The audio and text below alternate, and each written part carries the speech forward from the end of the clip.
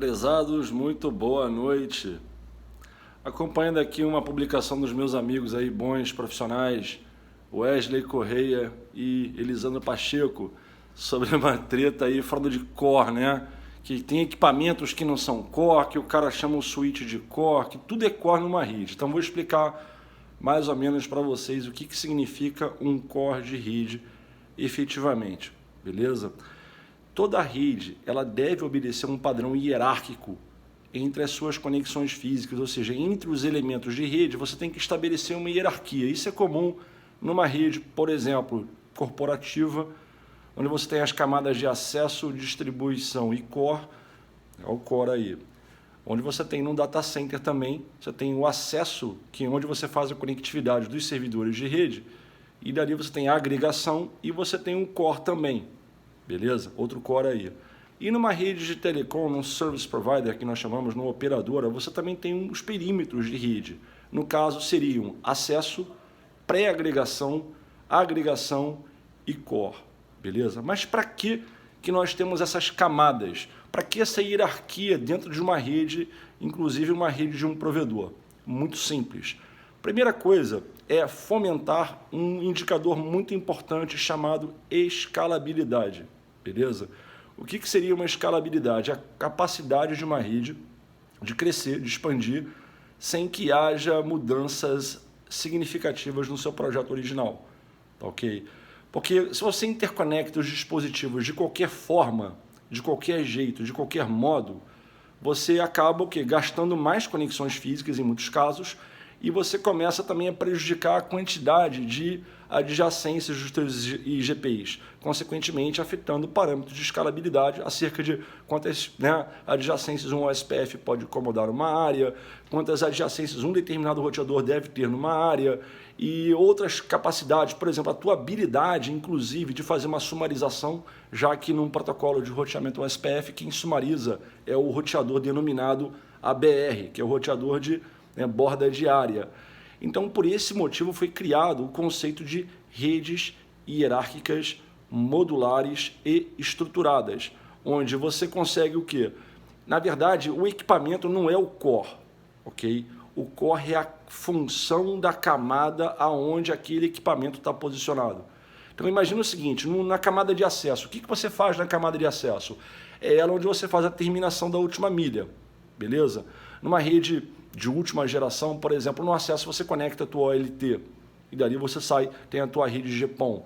Numa rede Metro Ethernet, na camada de acesso é onde você fornece a conexão de última milha. É ali onde você tem estabelecido a tua borda de demarcação, desculpa, não é a borda de serviço, é um ponto de demarcação.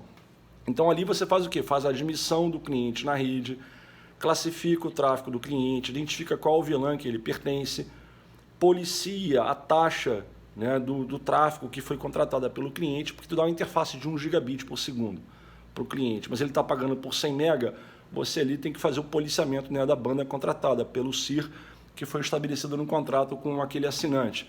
Ali que você faz o mais próximo possível a marcação de QoS, a padronização da marcação de QoS, para que seja mais fácil dentro da rede, do backbone, com que os roteadores cumpram com as suas políticas de QoS, fomentando classificação, marcação, gerenciamento de congestionamento, controle de congestionamento, policiamento, moldagem e afins, Então é na camada de acesso onde você implementa esses mecanismos, assim como várias coisas de segurança, controle de tráfego broadcast, a parte de MAC flooding, que é um ataque bem conhecido, o cara mal intencionado, ele estourar a tabela MAC do teu equipamento, e mecanismos, por exemplo, de prevenção contra sequestros de root bridge, mecanismos de prevenção contra ARP spoofing, mecanismos de prevenção contra DHCPs, sequestro de DHCP ou starvation de DHCP, sequestro de root bridge.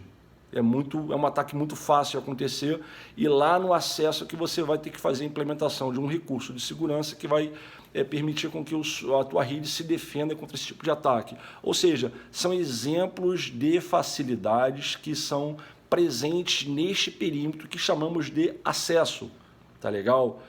Aí, isso é a função da camada, e quando a gente coloca os equipamentos naquela camada, o que a gente está editando ali exatamente? todo equipamento numa mesma camada desempenha a mesma função. Logo, portanto, a configuração é praticamente a mesma para todos os elementos. Vão mudar com certeza o nome do host, o endereço IP de gerência, a descrição do banner lá, do shell, do exec, enfim, isso é que vai mudar, mas basicamente tudo que você implementa num equipamento, numa camada, você implementa em todos, o que facilita, por exemplo, suporte, troubleshooting, documentação, previsibilidade, beleza? Essa é, além de fomentar a escalabilidade na tua rede, o modelo hierárquico estruturado e modular, ele ajuda significativamente na parte operacional, reduzindo a complexidade da tua rede, tornando a tua rede mais previsível, aprimorando as tuas ações de suporte, monitoramento, gerenciamento de incidentes, configurações e afins. Então, esse é um dos principais motivos de termos a camada. E quando a gente coloca os equipamentos dentro daquela camada, a gente está padronizando todas as configurações desses elementos. Beleza? Na camada num provedor, pré-agregação, é basicamente você pré-agregar as tuas rotas óticas num ponto onde, além de você fazer a agregação física disso aí, você vai também fazer alguma terminação lógica ali dentro, simplificando adjacências, pseudo-wires e outros tipos, né, de protocolos e sinalizações para a tua borda de serviço, que é onde você vai fazer o roteamento do cliente efetivamente. Então, pré-agregação. Aí você tem a camada de agregação.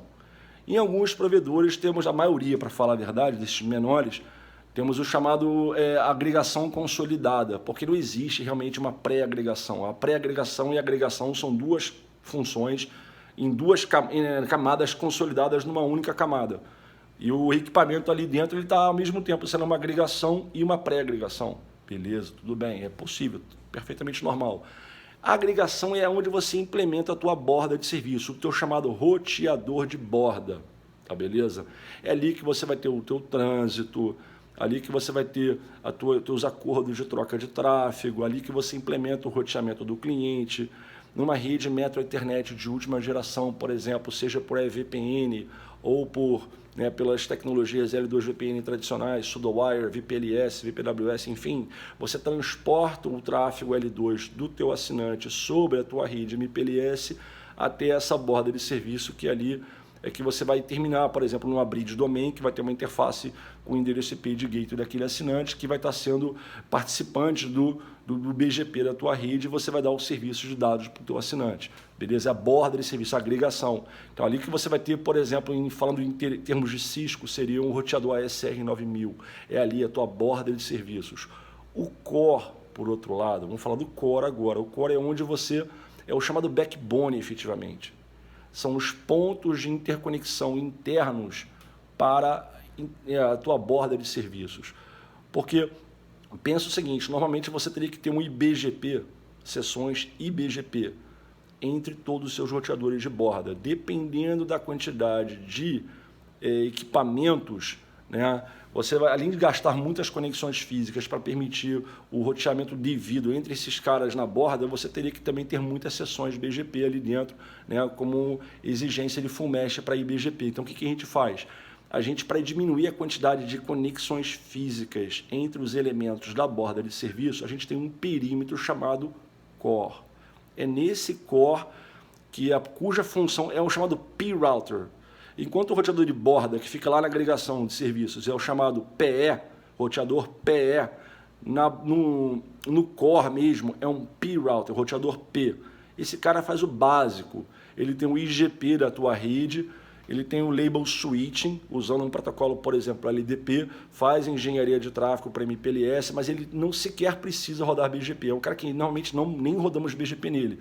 Ou seja, esse tipo de perímetro ele existe mesmo numa operadora, porque a quantidade de roteadores de borda que uma operadora grande tem é muito grande, e fazer essas conexões físicas entre esses caras fica impraticável. Então, para evitar justamente essa despesa muito grande, exponencial, que a gente interconecta os roteadores de borda através do core. E esse core tem uns roteadores que são dedicados para a função de core, QoS, label switching, IGP, e engenharia de tráfego e outras propriedades. Então, essa é a função do core. Aí, sendo bem honesto, a maioria dos provedores pequenos não precisa, a maioria desses provedores não precisa de um perímetro de core. Embora, se ele pudesse fazer construir a rede nesses moldes, seria benéfico, com certeza, principalmente quando a empresa crescer, quando a rede ficar maior, beleza? Então, fiquem atentos, chama-se modelo hierárquico estruturado, modular e escalável. Esse é o modelo de camadas, acesso, pré-agregação, agregação e core para dentro realmente de uma área de telecomunicações.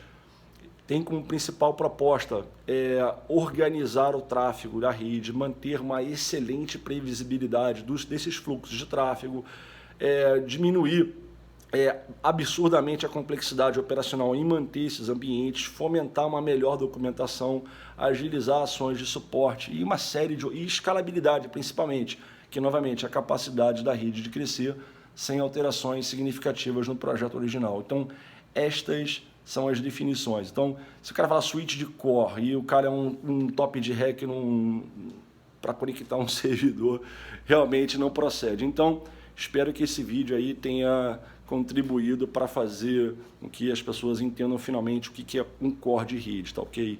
Beleza? Um abraço aí, bons projetos, bons estudos. Elisandro e Wesley, tamo junto aí, cara. Abraço.